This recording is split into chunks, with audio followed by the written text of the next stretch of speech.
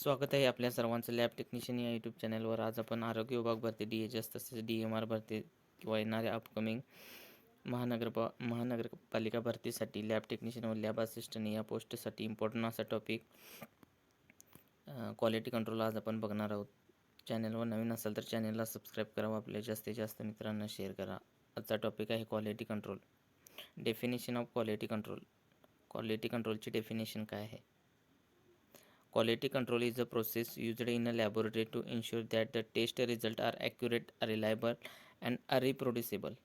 म्हणजे थोडक्यात काय तर क्वालिटी कंट्रोल म्हणजे प्रयोगशाळेत दिलेले तपासणीचे अचूक निदान, अचूक विश्वासार्ह आणि पुन्हा पुन्हा तेच येणारे याची खात्री करण्याची प्रक्रिया म्हणजे थोडक्यात क्वालिटी कंट्रोल होय. थोडक्यात काय तर क्वालिटी कंट्रोलमध्ये चाचणी योग्य पद्धतीने झाली आहे का, निकाल बरोबर आहे का हे पाहणे म्हणजेच क्वालिटी कंट्रोल होय. त्यानंतरचा पॉईंट आहे objective of quality control. Objective of quality control म्हणजे क्वालिटी कंट्रोलचे उद्दिष्ट काय आहे. त्यामध्ये फर्स्ट आहे to maintain accurate of test result म्हणजे तपासणीचे अचूक निदान ठेवणे. त्यानंतर सेकंड आहे टू मिनिमाइज एरर चुकांची शक्यता कमी करणे. 3 नंबरला आहे टू इन्शुर पेशंट सेफ्टी रुग्णाची सुरक्षितता राखणे. त्याचबरोबर 4 नंबरला आहे टू मेंटेन लॅबोरेटरी स्टँडर्ड म्हणजे प्रयोगशाळेचा दर्जा टिकवण्यासाठी ही प्रमुख क्वालिटी कंट्रोलची मुख्य उद्दिष्टे आहेत. Point number 3 types of quality control. Quality कंट्रोलचे टाईप्स किती प्रकारे आहेत तर क्वालिटी कंट्रोलचे टाईप्स 2 प्रकार आहे. इंटरनल क्वालिटी कंट्रोल आणि दुसरा आहे एक्सटर्नल क्वालिटी कंट्रोल. त्यामधील पहिला प्रकार आहे इंटरनल क्वालिटी कंट्रोल म्हणजे आतील गुणवत्ता नियंत्रण आणि दुसरा आहे external quality control. External quality control म्हणजे बाह्य गुणवत्ता नियंत्रण आहे. त्यामध्ये पहिला टॉपिक आहे internal quality control. Internal quality control performance daily within the laboratory using control sample. Internal quality control ही प्रयोगशाळेमध्ये रोज केली जाणारी गुणवत्ता तपासणी आहे ज्यामध्ये कंट्रोल सॅम्पल वापरले जाते. त्याचबरोबर प्रयोगशाळेच्या आत रोज केले जाणारे क्वालिटी कंट्रोल म्हणजेच इंटरनल क्वालिटी कंट्रोल होय. यामध्ये कंट्रोल सॅम्पल वापरणे तसेच इन्स्ट्रुमेंटचे कॅलिब्रेशन असेल, डेली QC चार्ट तपासणी असेल. यामुळे इंटरनल क्वालिटी कंट्रोलमुळे त्वरित चूक आपल्याला आढळून येते. त्यासाठी इंटरनल क्वालिटी कंट्रोल केले जाते. त्यानंतर दुसरा पॉईंट आहे एक्सटर्नल क्वालिटी कंट्रोल. यामध्ये दुसरा टाईप आहे एक्सटर्नल क्वालिटी कंट्रोल.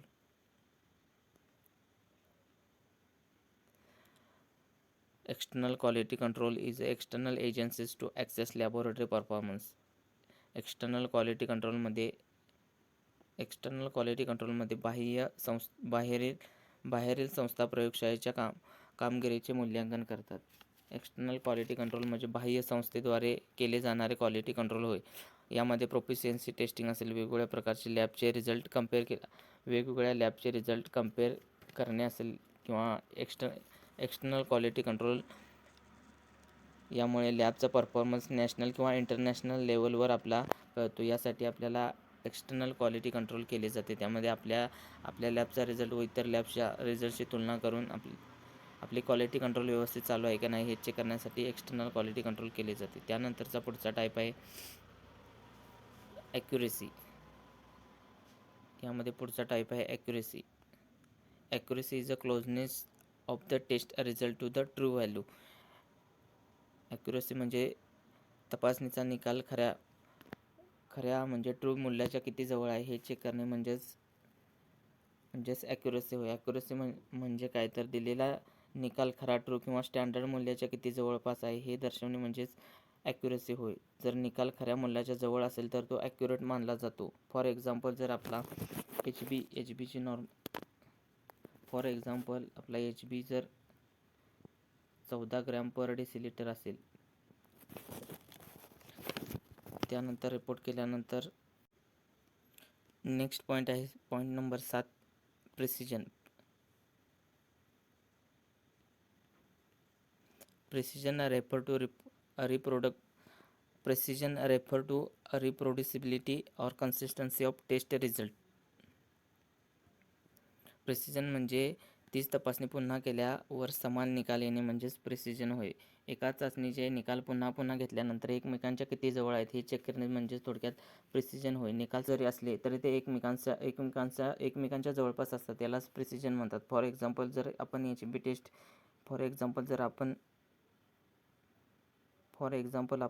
टेस्ट 3 वेळा जर कंडक्ट केल्यानंतर जर आपला रिझल्ट 12.0 त्याचबरोबर 12.1 तिसऱ्यांदा 12.0 येत असेल तर आपल्या लॅब रिझल्टमध्ये प्रिसिजन आहे म्हणजे रिझल्ट आपले एकमेकांच्या जवळ येतात हे असे म्हटले जाते.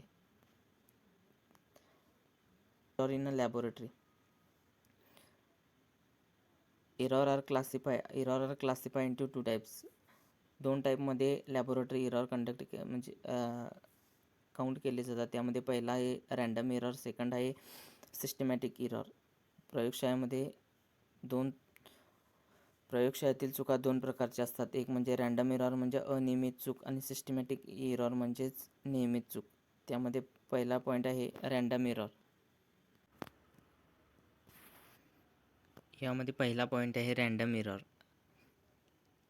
Random error occur unpredictable and affect precision. Random error ही एक अनियमित चूक आहे ज्यामध्ये निकाल कधी जास्त तर कधी कमी.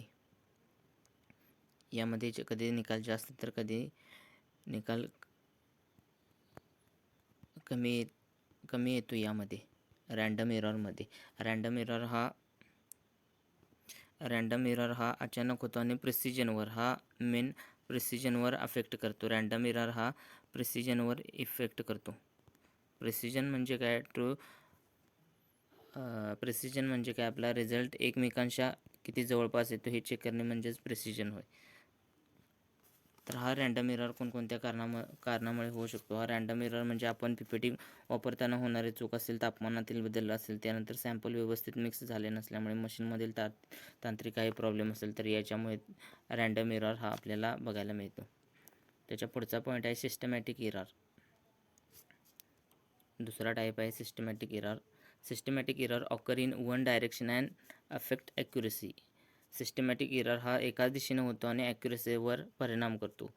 रँडम एरर हा प्रिसिजनवर अफेक्ट करतो, तसंच सिस्टमॅटिक एरर हा ॲक्युरसीवर परिणाम करत असतो. त्याचबरोबर सिस्टमॅटिक एरर ही सतत एकाच दिशेने होणारी चूक आहे ज्यामध्ये निकाल नेहमी जास्त किंवा कमी येत असतो. म्हणजे थोडक्यात काय तर तो वाढत जातो, रिझल्ट कमी होत असेल तर कमी होत जातो. याचा सिस्टमॅटिक एररचा इफेक्ट ॲक्युरसीवर होतो. फॉर एक्झाम्पल जर ट्रू व्हॅल्यू 100 असेल तर यामध्ये 3 वेळा जर टेस्टिंग केल्यानंतर रिझल्ट 110 त्याचबरोबर 111 त्याचबरोबर 109 येत असेल तर हा एक सिस्टमॅटिक एरर आहे हे आपल्याला बघायला मिळतं. याचा इफेक्ट ॲक्युरसीवर होत असतो. सिस्टमॅटिक एररचा इफेक्ट ॲक्युरसीवर होतो तर रँडम एररचा इफेक्ट प्रिसिजनवर होत असतो. याच्या पुढचा पॉईंट आहे कॅलिब्रेशन.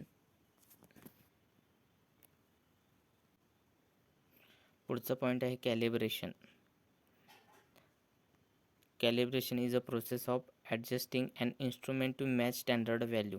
कॅलिब्रेशन म्हणजे उपकरण स्टँडर्ड मूल्यानुसार समायोजित करणे. थोडक्यात काय तर कॅलिब्रेशन कशासाठी करतात तर अचूक तपासणी, ॲक्युरसी, उपकरणातील चुका कमी करणे, लॅबचा स्टँडर्ड मेंटेन करण्यासाठी कॅलिब्रेशन हे केले जातं. त्यानंतर पुढचा पॉईंट आहे control sample. Control sample has a known value and use to monitor test performance. यामध्ये थोडक्यात काय तर कंट्रोल सॅम्पलला निश्चित मूल्य असते आणि तो तपासणीची गुणवत्ता पाहण्यासाठी यूज केला जातो. कंट्रोल सॅम्पलचा वापर केला जातो. त्यानंतरचा पुढचा पॉईंट आहे कंट्रोल चार्ट और Levey Jennings chart. It is a graphical representation of quality control result over time.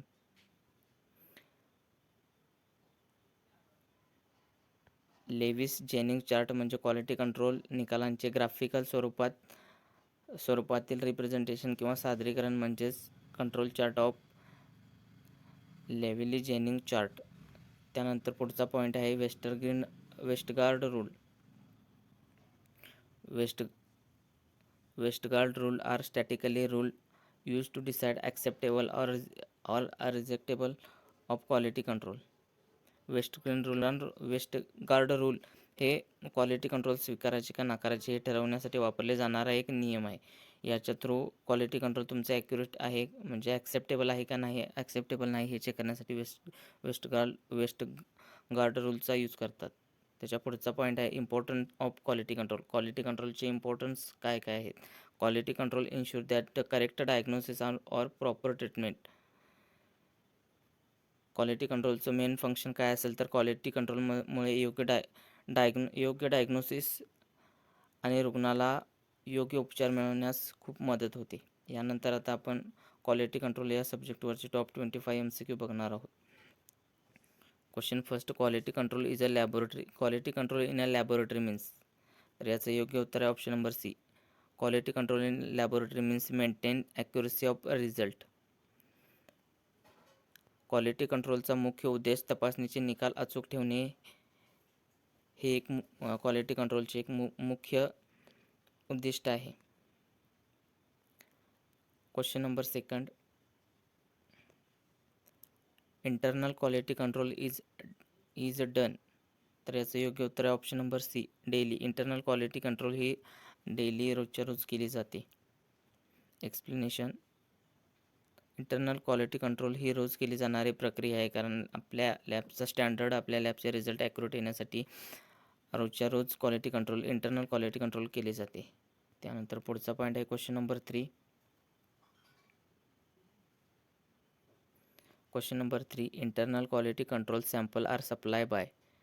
External quality control samples are supply by. तर याचं योग्य उत्तर आहे option number C, external agency. External एजन्सीद्वारे कंट्रोल सॅम्पल, एक्सटर्नल क्वालिटी कंट्रोलचे external एजन्सीद्वारे sample supply केले जाते.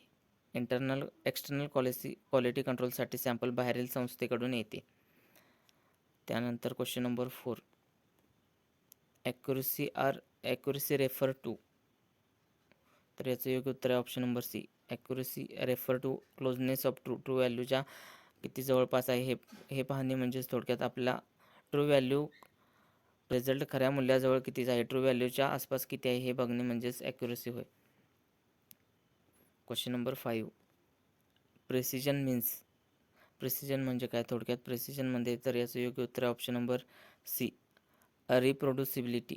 प्रेसिजन म्हणजे पुन्हा पुन्हा टेस्ट केल्यानंतर सारखा रिझल्ट येणे, ट्रू व्हॅल्यूच्या जवळपास व्हॅल्यू येणे म्हणजेच एकसारखा रिझल्ट येणे म्हणजेच प्रेसिजन होय. त्यानंतर पुढचा question number 6, which errors are unpredictable. खालीलपैकी कोणता इरर हा अनप्रेडिक्टेबल आहे? तर याचं योग्य उत्तर आहे option number B, random error. Random error हा अचानक होतो. नेक्स्ट क्वेश्चन आहे question number 7, error occurring in one direction is. Error occurring in one direction is. तर याचं योग्य उत्तर आहे option number C, systematic error.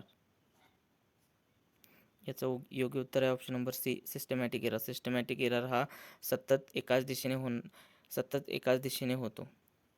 Next question number 8. Question number 8, calibration of instrument is done to. तर याचं योग्य उत्तर आहे ऑप्शन नंबर सी, स्टँडर्डायझेशन. तर याचं योग्य उत्तर आहे option number C, standardize instrument. Calibration म्हणजे इन्स्ट्रुमेंट स्टँडर्डशी जुळवणे म्हणजेच कॅलिब्रेशन होय. Next question number 9, control sample has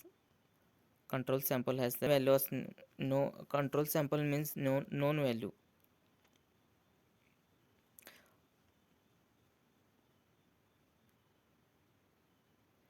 control सॅम्पलची थोडक्यात काय तर कंट्रोल सॅम्पलची व्हॅल्यू ही आधीपासून ठरलेली असते. Question number 10, Levey's Jennings chart is used for. तर याचं योग्य उत्तर आहे option number C, quality control. Quality कंट्रोलसाठी लेव्हिली जेनिंग्स चार्ट हा यूज केला जातो. लेव्हिली जेनिंग्स चार्ट क्वालिटी कंट्रोलसाठी वापरला जातो. Question number 11, Westgard rule are used to. Westgard rule कशासाठी यूज केला जातो? तर याचं योग्य उत्तर आहे option number B, accept or rejectable of quality control. Quality control accept किंवा रिजेक्ट करण्यासाठी वेस्टगार्ड रूल यूज केला जातो. Westergaard rule quality control accept किंवा रिजेक्ट करण्यासाठी ठरवला जातो. Question number 12, which rule indicates warning. तर याचं योग्य उत्तर आहे option number D, 1 to yes. 1 to yes हा 1 to yes वॉर्निंग रूल आहे. त्यानंतर नेक्स्ट क्वेश्चन आहे question number 13, which rule indicate rejection. तर याचं योग्य उत्तर आहे ऑप्शन नंबर बी, 13S रूल हा QC रिजेक्ट करतात. 13S रूल आल्यास QC रिजेक्ट करतात, क्वालिटी कंट्रोल रिजेक्ट करतात. Question number 14, quality control sample is run. तर याचं योग्य उत्तर आहे ऑप्शन नंबर डी. याचं योग्य उत्तर आहे option number D, both B and C. B म्हणजेच before patient sample and with patient sample. Quality control sample test आधी किंवा पेशंट सॅम्पल सोबत केला जातो. Question number 15,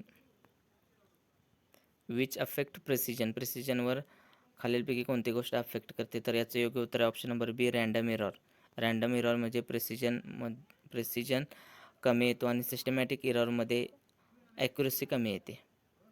next question,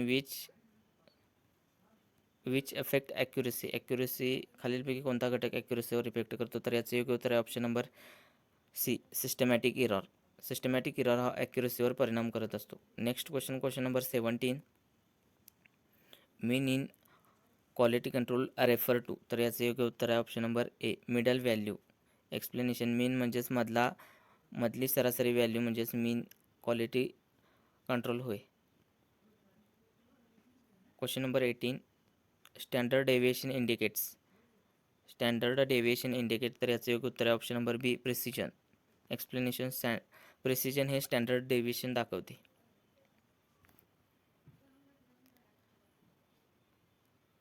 question number 19, quality control out of control means. तर याचं योग्य उत्तर आहे option number C, unpredictable result. म्हणजे आउट ऑफ क्वालिटी कंट्रोल म्हणजेच रिझल्ट विश्वासार्ह नाही. म्हणजेच थोडक्यात अनप्रेडिक्टेबल रिझल्ट असणे म्हणजेच out of control of quality control 2. तर याचं योग्य उत्तर आहे option number B, compare with lab performance. External quality कंट्रोलमुळे लॅब परफॉर्मन्स कम्पेअर करता येतो. Next question number 21, gross error occur due to the. तर याचं योग्य उत्तर आहे option number C, human mistakes. Gross error बहुतेक वेळा मानवी चुकांमुळे होतो, त्यामुळे याला ग्रॉस एरर असे म्हणतात. Next question number 22, which chart use mean and standard deviation. तर याचं योग्य उत्तर आहे option number C, Levey Jennings चार्टमध्ये मीन अँड स्टँडर्ड डेव्हिएशन वापरतात. Question number 23, control limits are usually set as. तर याचं योग्य उत्तर आहे option number C, ±3 standard deviation. Control limit साधारणपणे ±3 स्टँडर्ड डेव्हिएशन असते.